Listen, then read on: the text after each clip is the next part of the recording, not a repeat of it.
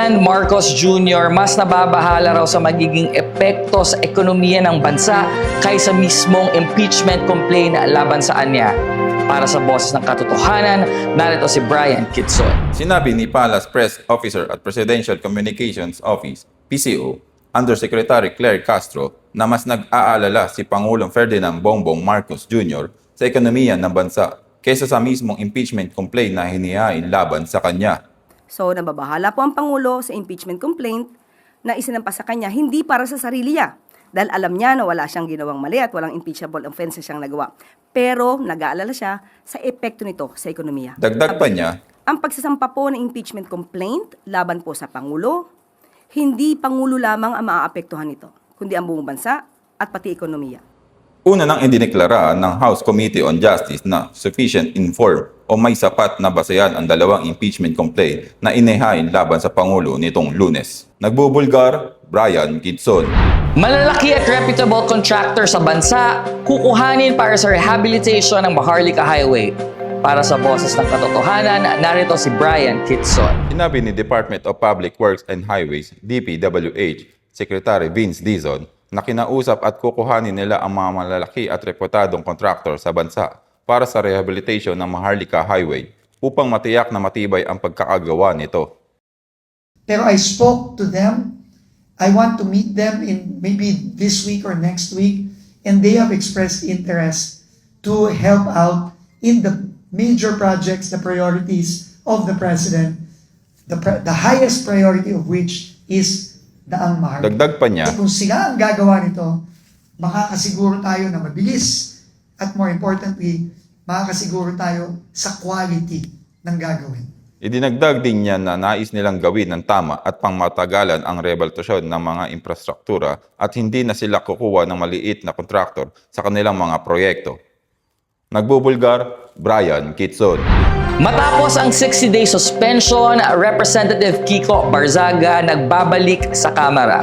Para sa Boses ng Katotohanan, narito si Jenny Albason. Formal nang magbabalik si Cavite 4th District Representative Kiko Barzaga sa Kamara matapos ang ipinataw na 60-day suspension dito nang mapatunayang guilty sa disorderly behavior dahil sa mga post nito, kabilang na ang pambabatikos laban sa mga opisyal ng pamahalaan. Sa isang social media post, ianunsyo rin ni Barzaga ang mga panukalang isusulong niya para sa mga Pilipino, gaya ng VAT Abolition Bill, Absolute Divorce for Victims of Abuse, Travel Disclosure Bill, at adjustment sa National Minimum Wage. Alam umano ni Barzaga na may tuturing na hopeless ang sitwasyon ng bansa, mahina ang ekonomiya, at unstable ang political structure. Sa kabila nito, kanyang tiniyak na ang pagbabalik niya ay muling magbibigay ng pag-asa sa mga tao. But don't worry, Congress Meow is back, and I will once again bring hope to the people. Nagbubulgar, Jenny Albason. This is It Filipinas, Beatrice Maclellan, biyaheng Bolivia na para sa Reina Hispano-Americana 2026. Para sa Boses ng Katotohanan, Mabel Veron. Susubukang sungkitin ni Reina Hispano-Americana Filipinas Beatriz Abalahon Maclellan ang ikatlong korona ng Pilipinas sa naturang pageant ngayong taon. Biyaheng Bolivia na ang pambato ng Pinas para sa pagsisimula ng kompetisyon mula February 5 hanggang 22 kung saan gaganapin ang Coronation Night sa February 21. Sa kasalukuyan, dalawa na ang korona ng Pinas mula sa pageant na ipinanalo ni na Winwin Marquez at Dia Mate. Nagbubulgar, Mabel Veron. Alex Ayala uusad sa round of 16 ng WTA 500 Abu Dhabi Open. Para sa Boses ng Katotohanan, Let Abanya. Tuloy ang arangkada ni Pinay tennis player Alex Ayala sa WTA 500 matapos talunin ng pambato ng Turkey na si Zeynep Sonmez sa round of 32 ng Abu Dhabi Open nitong Lunes, Pebrero 2. Malinis ang naging laban ni Ayala kung saan sinungkit nito ang panalo sa score na 6-4 at 6-3. Kasunod nito ay sasagupain naman ni Ayala si Alessandra Sasnovich sa round of 16 upang subukang makapasok sa quarterfinals ng torneo. Nagbubulgar, Let Abanya. So, talagang masasabi mo na meron na naman tayong ongoing project, yung rehabilitation ng Maharlika Highway. So, magkaaroon na naman ng mga contractors na bubuo ng proyekto.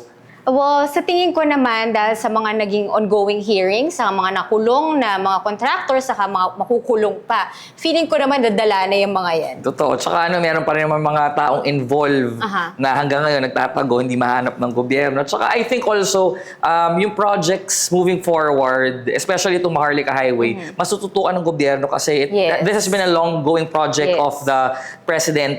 So I think mas magiging careful sila, especially doon sa procurement stage, where sa bidding, napipili sila ng mga tamang contractors na maging parte ng project. Yeah, I think so too. Yeah. At yan ang mga boses na nangibabaw ngayong araw na ito. Ako si Michelle Season Tolentino at para sa iba pang balita, tumutok sa aming website www.bulgaronline.com.